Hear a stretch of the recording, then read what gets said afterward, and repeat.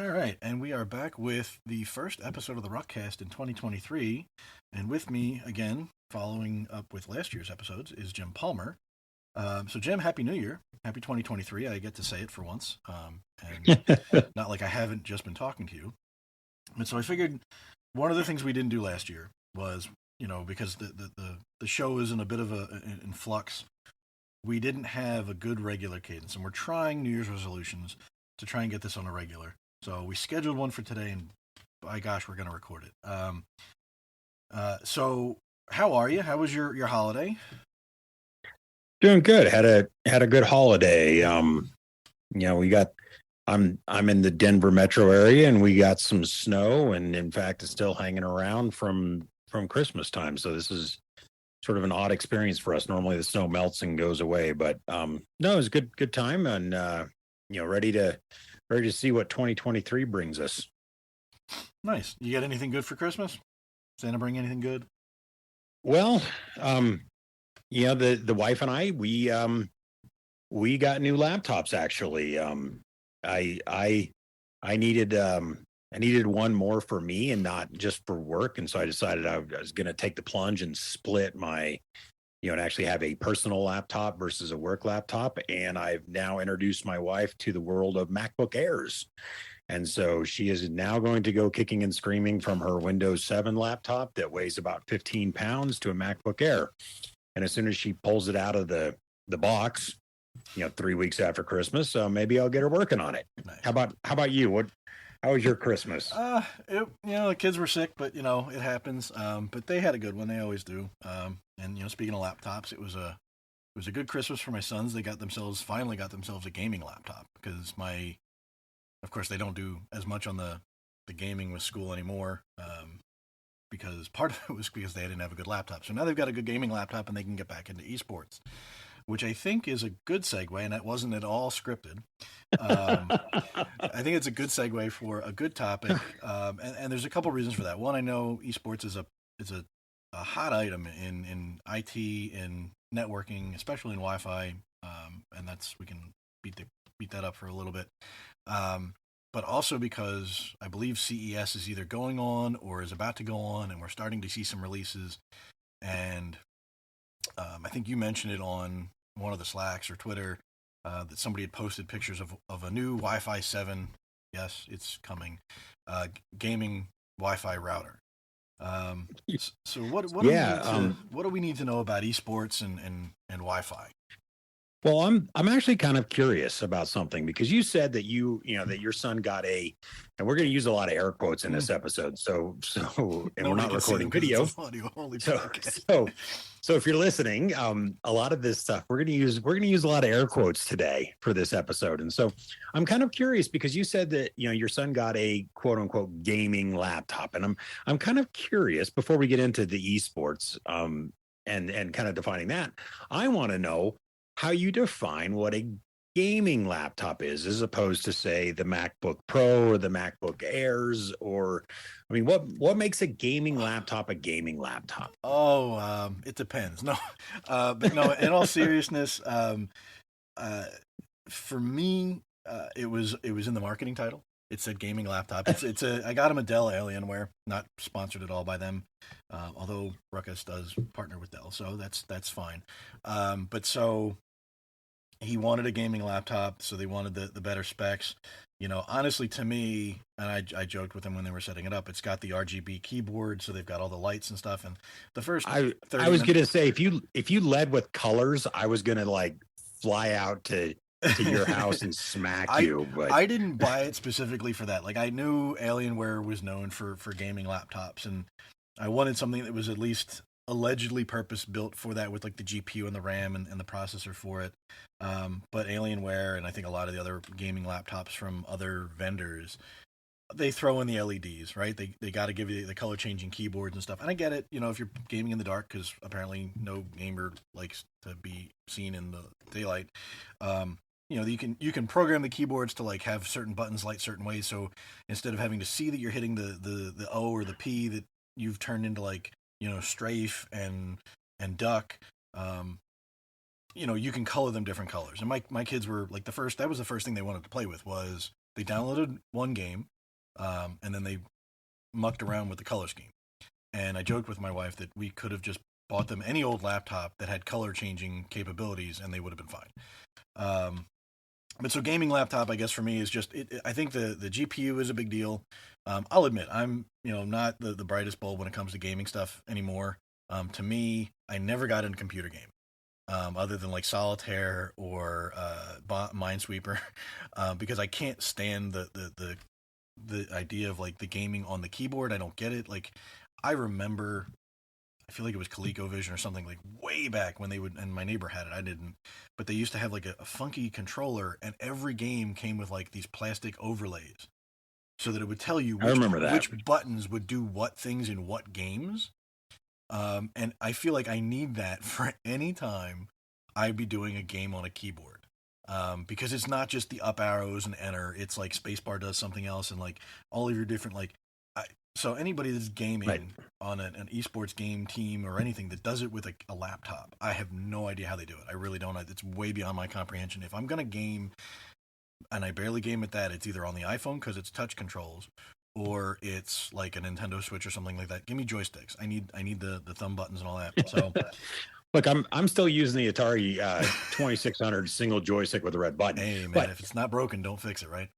So now I want to bring this back to something that I understand, because I'm with you, right? I'm still trying to beat Super Mario Brothers from 1985. All right, I can barely get past like the second board in that one, the underground one. And I can never make it past the Bowser ones where he throws the fire at you. That always screws me up.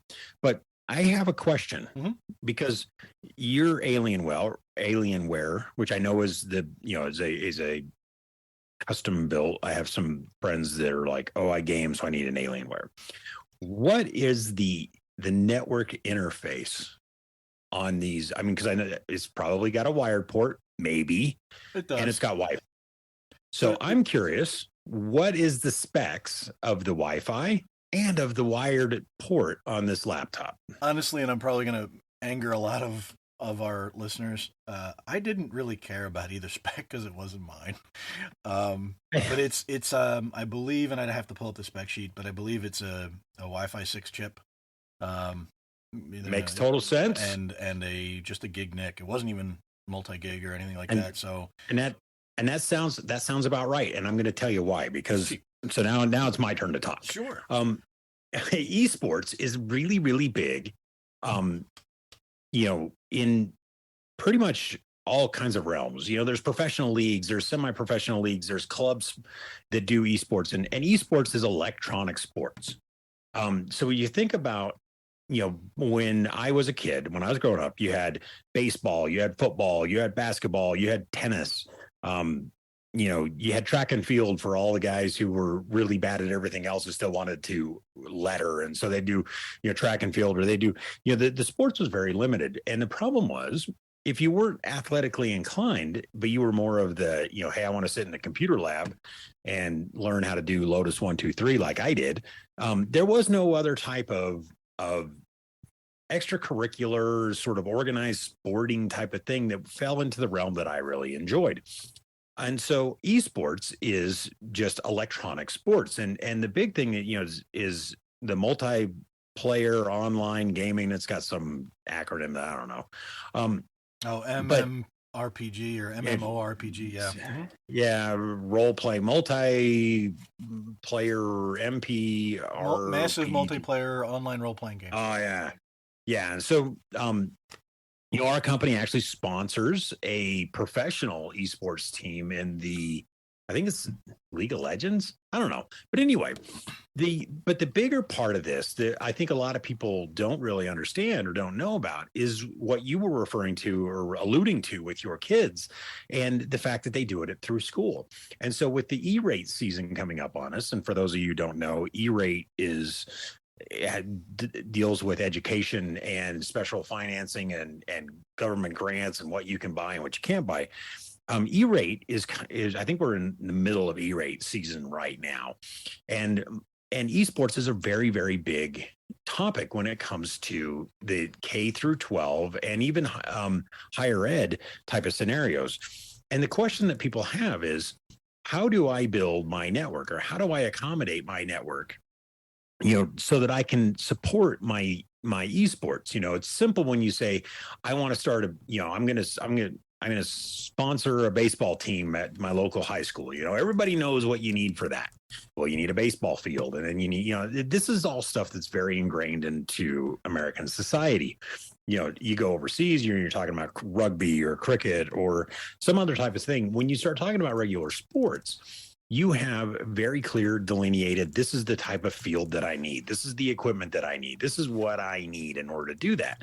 When we start talking about esports, the problem that we have is there's not really a good idea or a good design, or what do I need to do in esports, or what do I have to, what as a network provider, as a person who builds networks, what do I need to do to support it when if I worked at a school and my administration came to me and said, hey, we're going to start an esports, or a STEM or something like that that's electronic, what do we need to do to support that?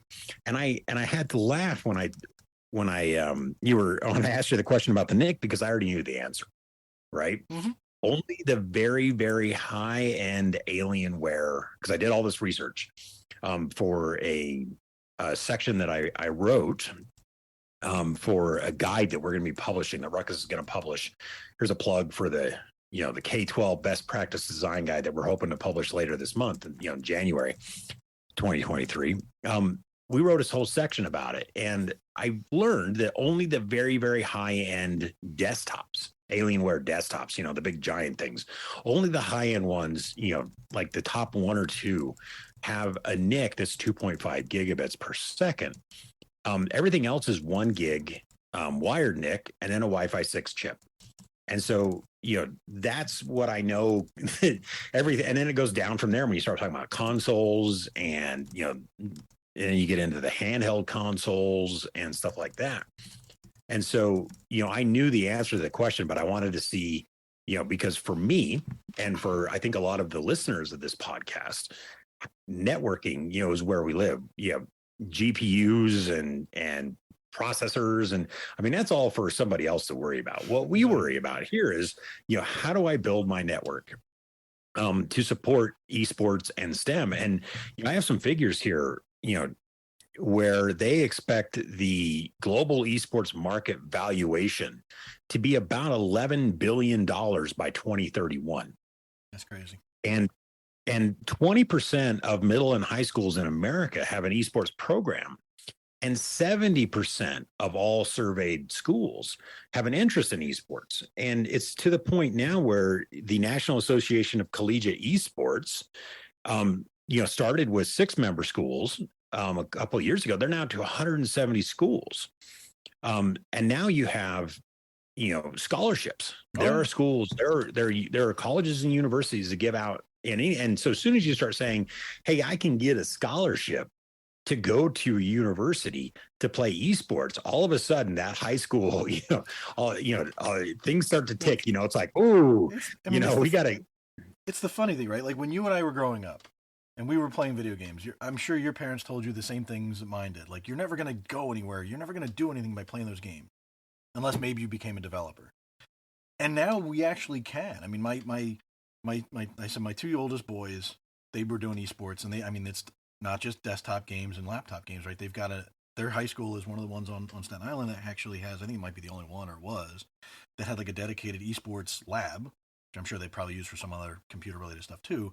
But my one son played a couple games on the laptop and one on the Xbox, and my other son played something on, he played Smash Brothers on the Switch. And even my little guy, who most of them, if you notice, I think it's like a 13 or 14-year-old age limit. Like, they have to be at least that old to play, and I'm sure there's some streaming rules and stuff like that. But even last year, my youngest, or not last year, I'm sorry, the year before, welcome to 2023, at the end of 2021, they had like a junior esports tournament that, I can't remember the group that organized it, but there's one of them that does a lot of esports, did one for younger kids. They literally had like an 11 and under or a 12 and under bracket that he was able to play in, and he actually made like the final 32. It was some dumb luck to get there, but like, it was crazy. And the amount of people, like, you could see the parents that knew what they were doing versus the kids that knew what they were doing, and the parents had no clue. And it was just, it was chaos, but there was real money. One of the kids that I think he's a year older than my sons, or maybe a couple years older. He actually got permission to take time off from school. This is a couple years ago, before COVID probably, to play in a Madden tournament in like Las Vegas, and he won 25 grand. I don't think that was a scholarship. I think that was just straight cash, which of course his parents made him put towards college. But that's 25 grand for like a 16 or 17-year-old kid, just because he was good at a video game. And then I've got a buddy of mine from when I was in college. His son is like top 50 Smash Brothers players in the world, and he goes to tournaments all the time and makes real money. And it's like, so I get it. And one of the things that's big with esports, and you mentioned the network cards and stuff like that. If I was really building for all those people that are angry that I bought I paid for the Alienware name pre-made box. I don't have the time or the interest to build a box anymore. And if I was going to do it right, I would have had to build my own, which takes a lot more time and money. So that's why I did it the easy way, and laptops are just easier with space. But all these gamers, you see them, they want the edge, right? You mentioned reaction times before, or maybe that was before we started recording, but they want the good network connection. So I'll ask you this, and I'm teeing it up. I know I am. But what's the deal with, what's the best network connection for an esports user? Like, I can do it on Wi-Fi, right? It's perfectly fine. So, and it's I'm going to take this in a different direction than what you think I'm going to, based on the previous conversations before we started recording. The best connection is the one you can get. Now, we all know that, there's a mantra within the Wi-Fi world, which is if it doesn't move, wire it.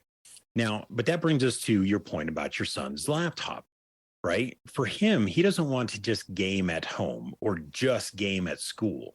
He wants to be able to move back and forth. And so now he's moving it back and forth.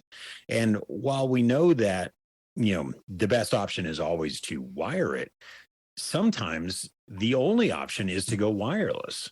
So there's, it then brings into these, we get into a bigger design question of, can you afford to wire it? If you're a school, if you're an administrator at a high school, and you're sitting here looking at how am I going to build an esports, whether it's a dedicated esports or maybe it's, combined with STEM, it gets back into the age old Wi-Fi design question of, well, what are your clients capable of? We talk about stuff like, latency and connection times but we never, we don't really talk so much about, what can my devices do?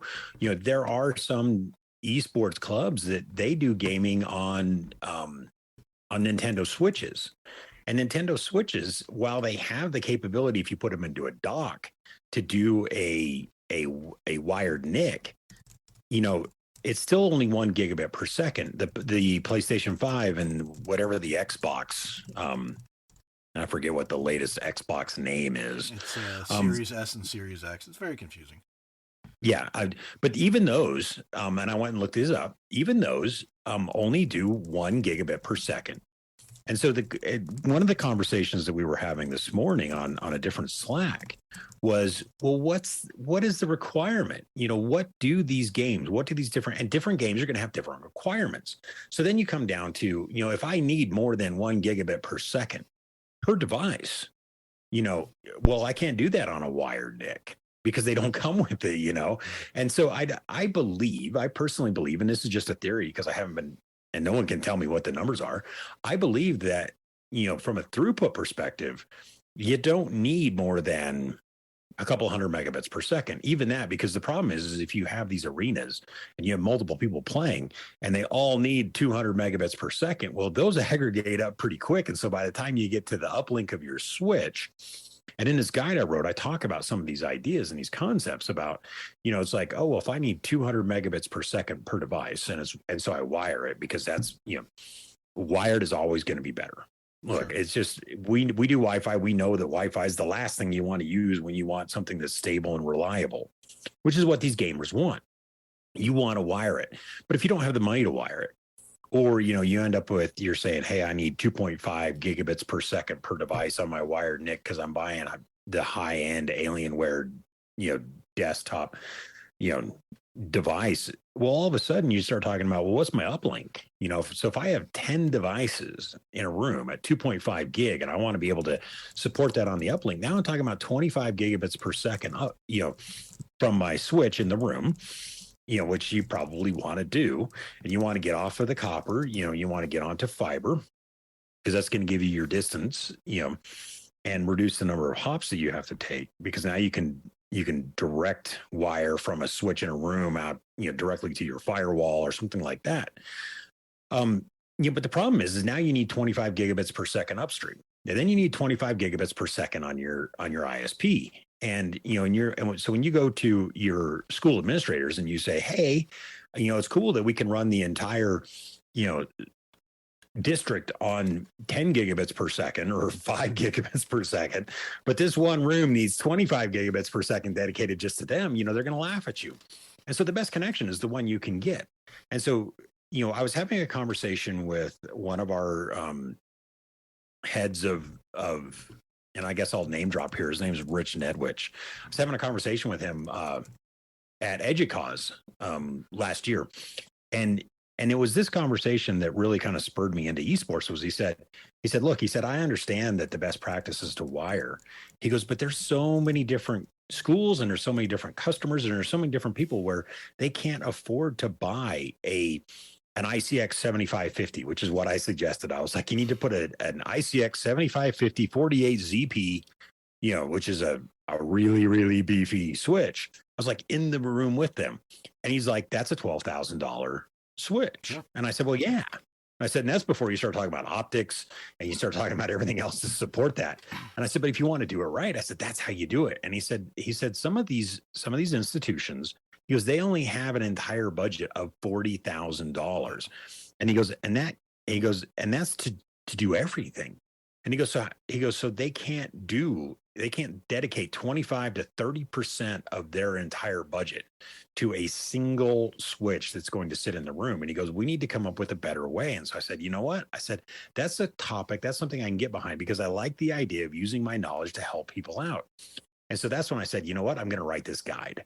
And I'm not going to go through and read the entire guide on here because that's not what it is, but I want to tease it. Sure. So that when we do publish it, eventually we can drop a link to it in the notes eventually, maybe, and have people go read it, because there are some tips and tricks that we can do today using Wi-Fi in conjunction with wired. And again, if you don't know, I'm going to go way back, to, the intro to Wi-Fi. Wi-Fi uses, carrier sense multiple access collision avoidance, CSMACA. And part of this collision avoidance is because we can't detect any collisions that happen in the air. And so as part of the collision avoidance algorithm, there's a thing called the DCF, the dynamic coordination function or something like that. And for people who don't know, there's actually like 7 steps that your client device has to go through to determine, hey, is it okay for me to send one frame? And now with block acts and stuff like that, they can actually send more than one frame at a time before going through the DCF again. But there's still a limit to how much they can send. And so the problem is that introduces a crap ton of latency, and gamers hate latency because they're all about ping times, and we'll get to ping times here in a second. So the problem is this collision avoidance, adds latency, and so it's not good. Wired switches uses the same thing, the carrier sense multiple access collision detection, because on a wire we can detect a collision, which means that they can send stuff off a lot faster because they're not waiting through the 7-step DCF before they send a packet. They're just sending packets out, and it's like, hey, if I do have a collision, if I do have something like that, either the switch takes care of it or knows I have to resend that one packet. And so we're always wanting to wire. But in these cases where we have to go wireless, either because we can't afford to wire it or because, our devices simply don't have a wired NIC, we have to go Wi-Fi. There are some best practices that I've gone through, and I've sort of said, hey, these are the things you can do to where if you have to go to Wi-Fi, if that's your option, because I can get one AP, and And in my paper, I pointed to the Ruckus R760, which is a Wi-Fi 6E AP that has 6 gigahertz. And I have a reason for that. I can put in one of those, which, and you probably know this better than me, retails for a lot less than a 7550, and I can wire that to a switch that then can support other things, and I can. And so while it's not the best, it's not my best practice of how you would do it. If we were supporting a professional esports, they have the cash to buy the high-end Alienwares and to do the 7550 or the very highest end access layer switches that they can plug copper into and do that type of stuff. But for everybody else who, budget all of a sudden becomes a concern, and to your point, you bought the laptop pre-made because, quite frankly, it's cheaper than trying to go out and faster than doing it on your own, which is what a lot of our customers and a lot of customers in general are looking to do. I mean, if you are not a sponsored pro sports esports team, budget is always going to be a concern.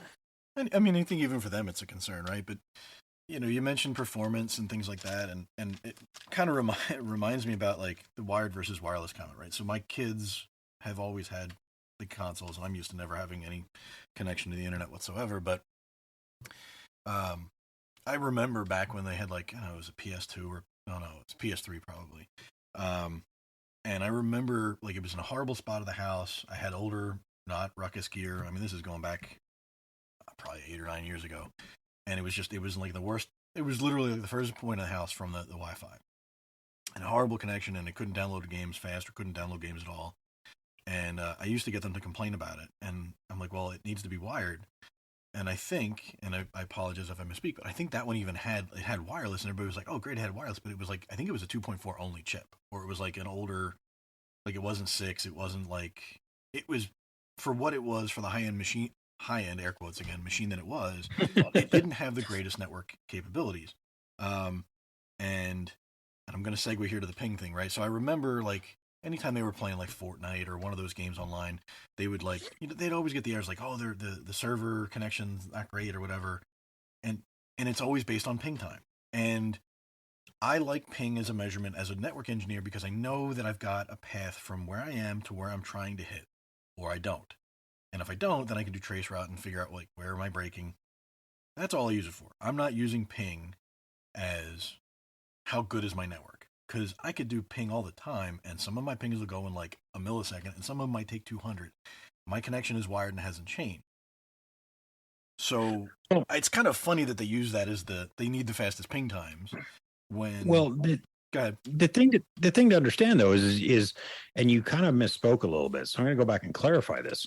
We use ping not as a performance indicator, but as a connection indicator. Yes. For us, it's either red or green. Correct. Red means my ping failed and I didn't get a response, and green means my ping was successful. And that's the only thing that we really use ping for, because what a lot of people don't understand, and I was alluding to it in a conversation with some other folks this morning, which is just it was all coincidental. It all goes back to CES and this Asus Wi-Fi 7 AP that was announced this week. It all stemmed off of that. But, the problem with ping is the lowest priority protocol that exists today. There is not a protocol that so what happens is any one of the devices along the way, sees this ping, and it goes, especially the end device, right? The end server. So you can actually get a reduced ping time if everybody's pinging the server. Now, that doesn't mean that you have a bad connection or anything like that. What that means is that the server is so busy doing other things like, I don't know, gaming, that when it gets these ping requests, it goes, I'm going to put those to the bottom of the queue. And so if you have 100 or 200 people all pinging the same server at the same time, what happens is it increases the latency, because now the server's doing all the gaming stuff. It goes, hey, I got to do the gaming stuff. I got to do this stuff, all the other things that the gaming server needs to do. And then the last thing is when it's all done with all that stuff, and then it goes, now let me respond to the ping. But the other thing that a lot of people forget, and it's something that, especially if you're a network administrator it's dealing with, especially a high school, because high school now you have colleges and in play with scholarships and stuff like that. So the gamers are very, very critical. Why did I do bad? Well, it was the ping times. No, that's not the reason why, because you can build a network. And if you can ping your gateway to where you go from your school out to your ISP, you can ping that gateway in 0.4 milliseconds or microseconds. I mean, way, way, way down, right? We can make that super, super quick. But then if your ISP adds in 50 to 70 milliseconds of latency as it routes you around the world to get across the street type of thing, that's not something we can control. And so ping time but it's used because it's easy and it's a universal thing. Ping actually stands for Packet Internet Working Groper. It's my favorite acronym of all time, mainly because it says groper. But that's it actually. That and yeah, you have the return times. And so because it's a metric that's easy for gamers to understand because they don't understand OSPF or BGP or any of the other routing protocols, and quite frankly, neither do I, it becomes something that's really simple to say, hey, open a command, on your computer, type ping, or they include it in the game itself. And it's like, hey, here's my ping times, because it's super simple to code, it's super simple to display, and it's a metric that you can graph, and it means something. Everybody understands, like, oh, this is the number of seconds that it takes to reach the server. Well, it's not. But it's what we're stuck with. And so a lot of times what we have to design around is not necessarily what is true or what is in reality, but what the expectations of our end users are, And so that's where the ping comes into it. And, I'm going to go back even a little bit more to what you were talking about with, the difference between wired and wireless. Part of the reason why a lot of these gaming systems went to wireless was because at the time they were only putting in fast Ethernet NICs. And so the fast Ethernet NIC was 100 megabits per second. However, on a 20 megahertz wide channels, the max PHY rate is 144 megabits per second. So what would happen is you could have a wired and a wireless connection, but the device would still flip over to the wireless connection because it could go faster. Be like, oh, I can get 144 megabits per second over that compared to my wired 140. And it's only gotten worse as time has gone on. When we talk about the max PHY rate, with Wi-Fi 6, Wi-Fi 7, which is the Wi-Fi 7 gaming AP that was released this week, is because they're now advertising you can get 25 gigabits per second, or as we were joking about earlier on the Slack, 25,000 megabits per second, and the M stands for marketing. Mm-hmm. Thanks, Anders. That's where people are looking at, is they look at this idea. And my question was, and I still have yet to see this, what is the actual throughput requirement for a game? Whether it's wired or wireless, there's amount of throughput that the device needs to be able to support in order to successfully game. I don't believe that's 25 gigabits per second, but people are confusing the speed of the PHY rate with the requirements of the application that are running. And I'm sorry, but a game is just an application. Yeah, no, agreed. And so when, bringing this back into the discussion before we wrap this up, that's where, being able to use or try to change some of specific things for an eSports type of environment, especially for colleges, universities, and high schools, where you can say, hey, you know what? We can make our eSports stuff, better by having either a dedicated switch or by putting in a new AP. And I reference this in the guide where I say, I don't ever really like to do pop and swaps where I just say, hey, I'm going to take out an old version of, an old generation of AP, and I'm going to put in a new one. But eSports is actually one of those places where you can get away with it because you're only talking about a single space. You're talking about a single room. Maybe you have two APs, but generally speaking, you're looking at one. And so if you're only doing the one room, you can actually take out a Wi-Fi 4 or Wi-Fi 5 AP and put in a 6 gigahertz AP in the area. And then what you can do is you can then get like an Intel AX211 card to put in your kid's laptop. The Dell should be able to support that AX211, and then you can get your kid on 6 gigahertz. And the cool thing about 6 gigahertz right now is nobody's using it. So now he can get really super speeds, above the 1 gigabit per second that his wired NIC will do. And he'll get almost zero latency because there's nobody else using the spectrum. And so if you build your SSIDs and you can do scheduling, and there's other things you can lock down the SSID and say, hey, we're only going to allow certain people on it, which is something that we can do. You can then say, hey, we can do gaming at 6 gigahertz, and then we can put everybody else on the 5 gigahertz, and then we can still support the miscellaneous IoT stuff at 2.4. We start building these band specific SSIDs, which I went away from years ago. But now we can bring that back into play when we start talking about esports, and we can say, hey, you know what, we can actually build these things by simply, maybe upgrading one AP and one switch that can then support other things. And we can say, hey, instead of we can say our budget for esports is only going to be the AP, but then we can use other budget money to say, hey, we're going to upgrade this one switch over here that we're plugging into to make sure we have the M-Gig connection on it. That it's, quite frankly, when we start talking about 6 gigahertz, we're going to need more than 1 gigabit per second on the connection. I'm sorry, we got 3 radios. We're going to exceed 1 gig. Oh, sure. I don't think we're going to exceed 2.5. And now they're coming with the 25 gigabit per second or 10. I got to go back and look at those specs. I think they were doing 25 gigabits per second on the Asus over the air, but they're only doing 10 gigabits per second on the wired uplink. So go. And that kind of gets into the other point of like, at the end of the day, right? Depending on, now I'm sure there's going to be somebody that listens maybe that's going to say, no, I have more than that at home. But most home networks, most home feeds from your ISPs, I believe, are pretty much gig, right? I have a gigabit.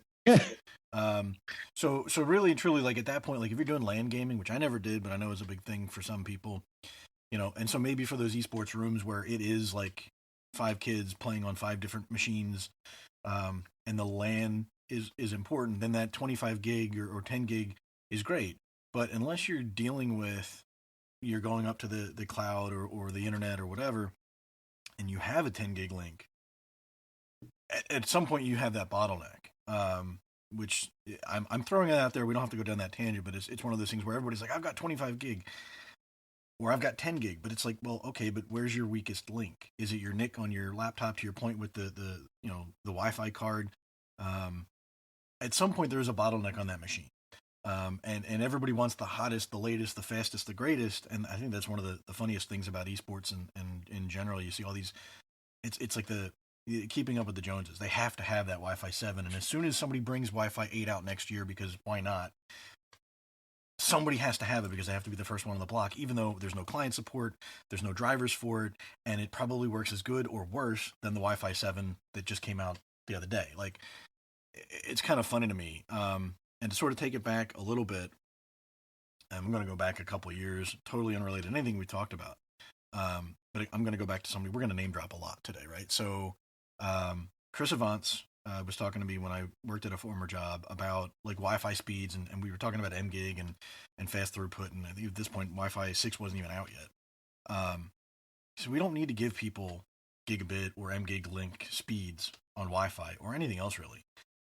And I think this is true of esports, but I don't think there's anybody driving the esports narrative from the esports side of things that gets it and then puts it out there. It's not about fast ping times. It's about reliable and consistent.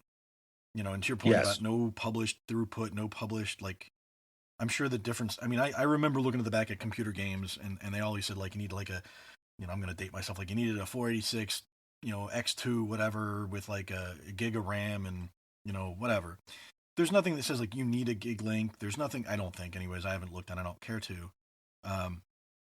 Nobody knows how much you use. And I'm sure it depends on each game.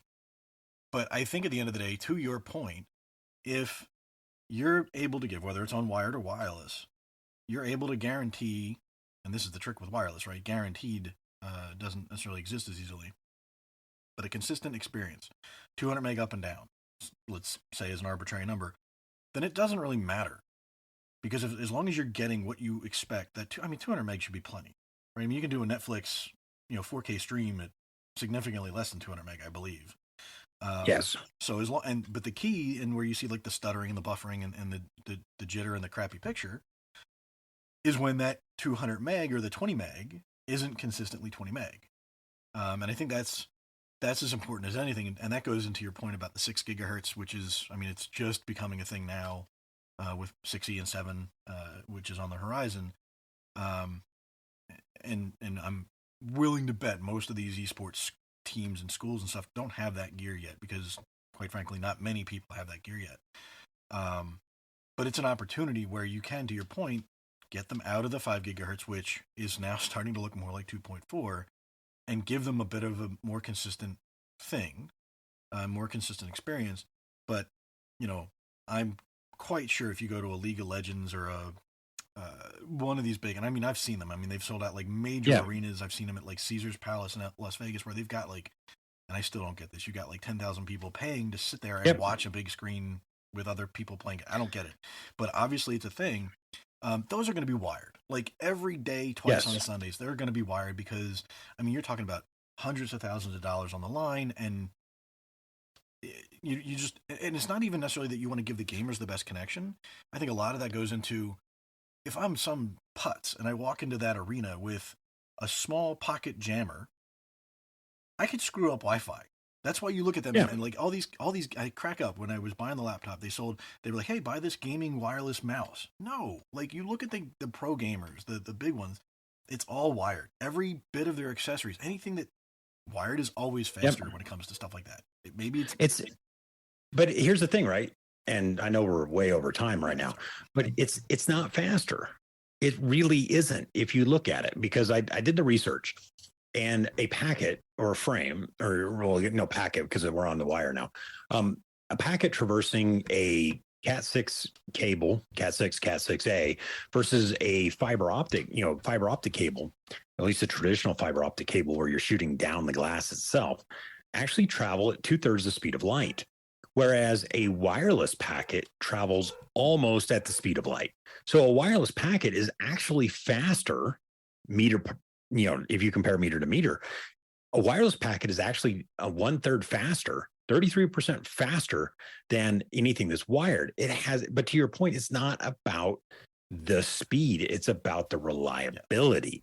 And to your point, we're confusing a lot of times the speed with reliability, because something else that I did a research on was the average human reaction time is 200 milliseconds ish, right? It's average. But when you start talking about people who have trained for faster reaction times, and so I was like, who's the fastest, who would be like the one thing that is like the fast, is going to need the fastest reaction time?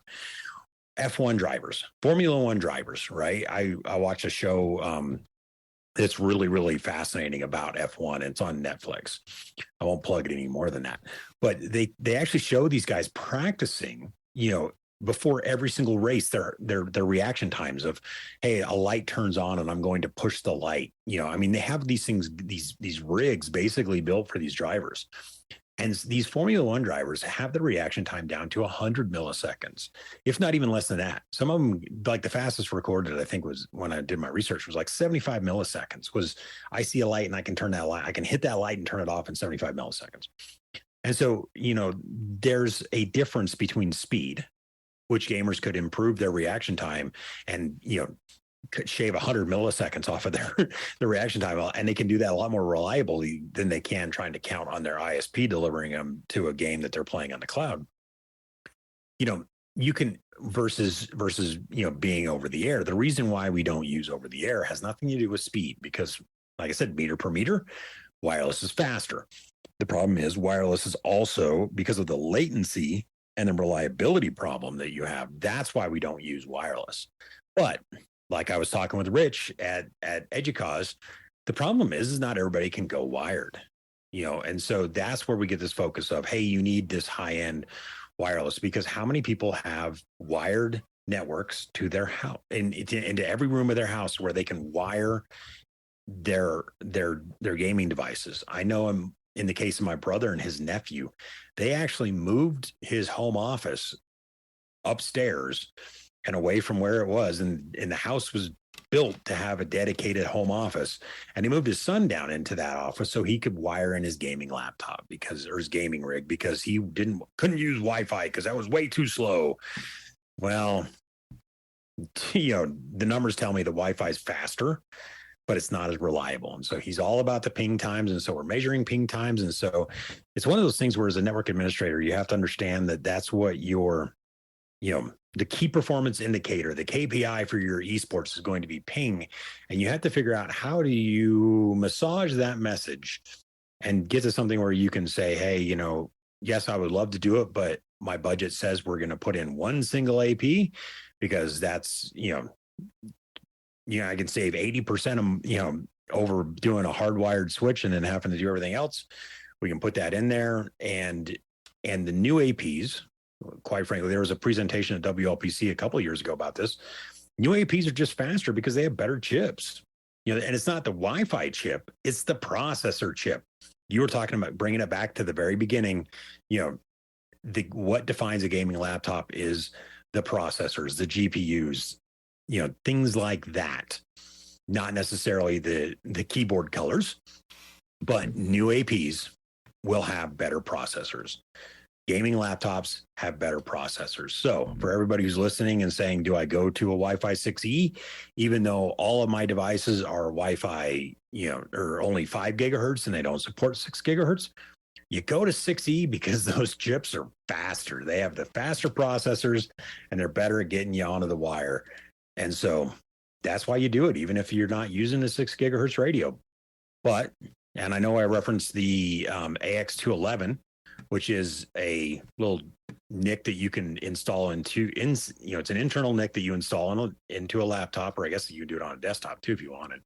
But they also have USB dongles that are 6 gigahertz. There's the Netgear AXE3000 and the AXE5400 are USB NICs that do 6 gigahertz. So those are the other options you can use as well.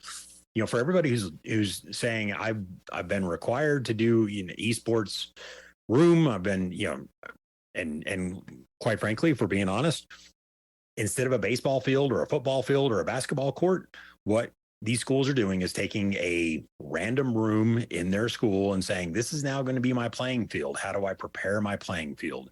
And that's what I go into in the guide is, and then how do you keep that playing field prepared for your events? I mean, football fields or basketball courts, they clean the courts, or they restripe the field, or they get out the markers and they put up the pylons and they draw in the foul lines, and they put up all these things to prep the field. And so there are things that you can do if you're doing esports. And like I said, look for that guide to be published.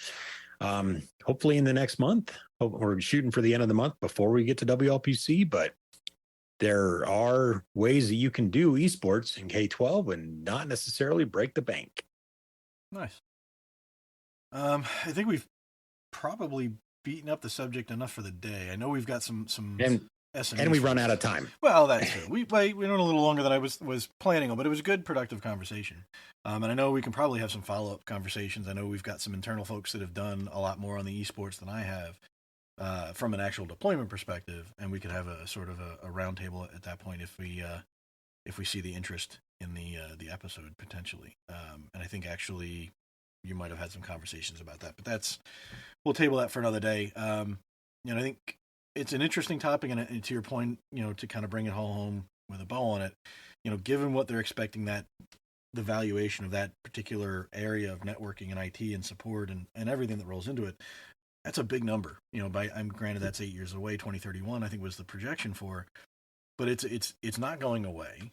And at the end of the day, every company, vendors, Nintendo, whatever, Sony, Xbox, Microsoft, they're all looking at ways to increase and expand and continually generate revenue streams.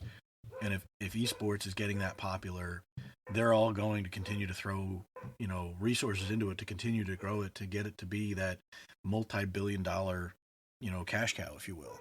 So, I think we definitely can probably have some future conversations about it. It'll be interesting to see, how things go, and maybe when the document's published, we can revisit it if you want.